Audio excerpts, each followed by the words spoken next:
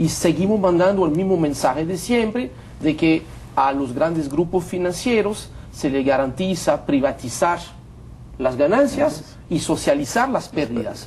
Y mientras vamos a mantener este modelo, nos estamos dando cita para la próxima burbuja, para la próxima crisis financiera. No, y el riesgo moral que eso crea. Esto realmente yo creo que, y vemos que en los Estados Unidos, el consumidor, el ciudadano de a pie, está muy molesto, está realmente upset.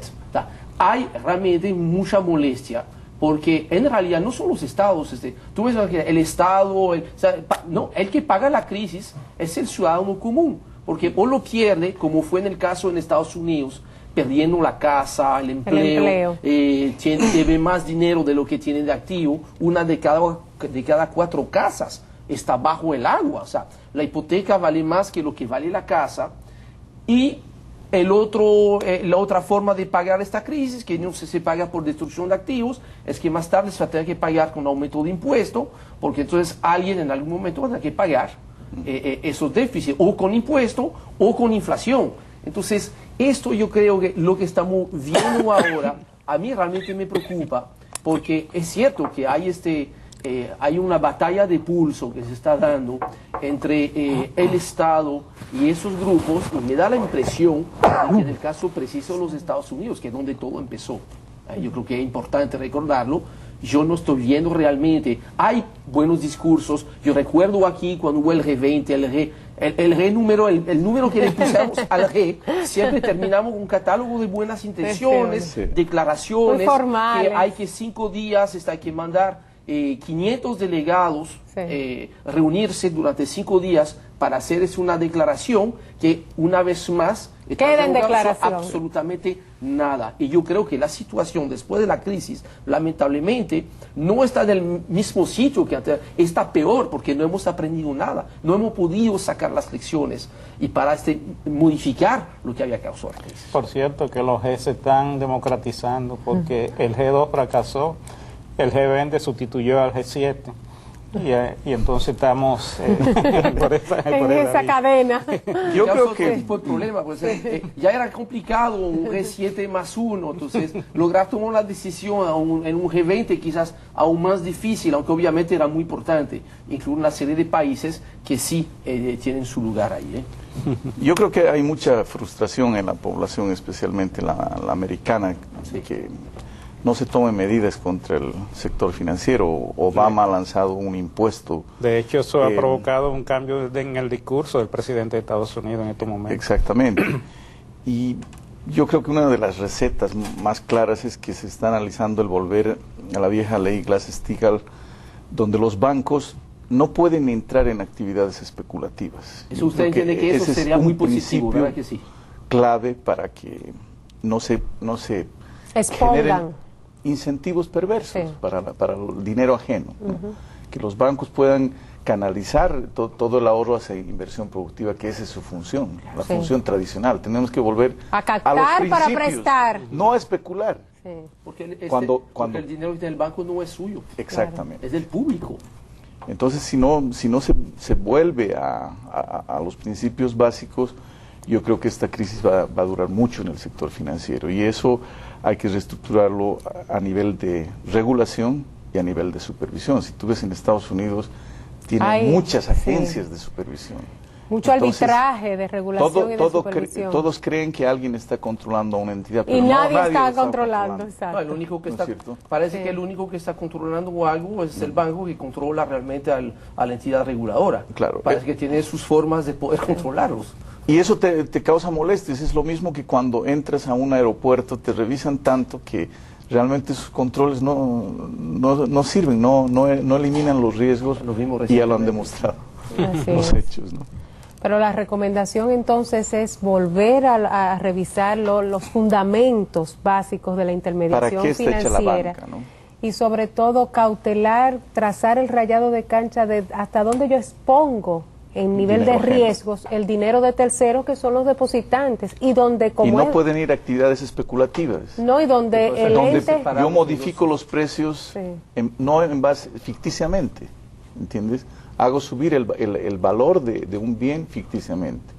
Esa fue la causa. No, y a el través del elemento mercado de valores. del riesgo moral que Sí, queda sí. con la crisis también. Ahí hay un elemento importante, porque eso de que es muy grande para caer o que es una situación donde no puedo perpetuar un accional que sea cuestionable, te genera un riesgo moral para las demás Y instituciones. un detalle interesante que pienso que es útil para los amigos televidentes es que cuando se habla de regulación y supervisión, no se está hablando de que los gobiernos establezcan los precios y ese tipo de control en los negocios, sino que controlen el riesgo, básicamente.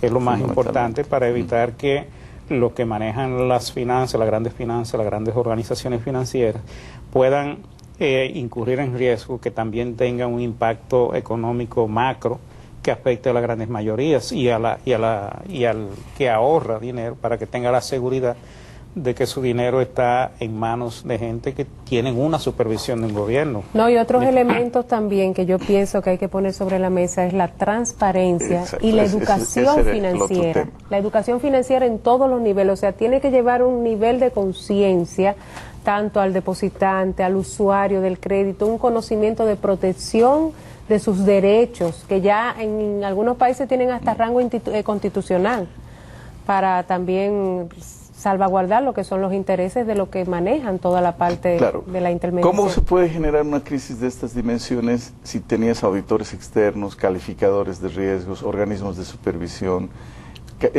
Los balances se publican periódicamente, pero No se obviamente que transparentaba. los balances no transparentaban este Estaba tipo de fuera de riesgos. balance, lo importante estaba fuera de balance. Vamos a una pausa y regresamos ya al último segmento.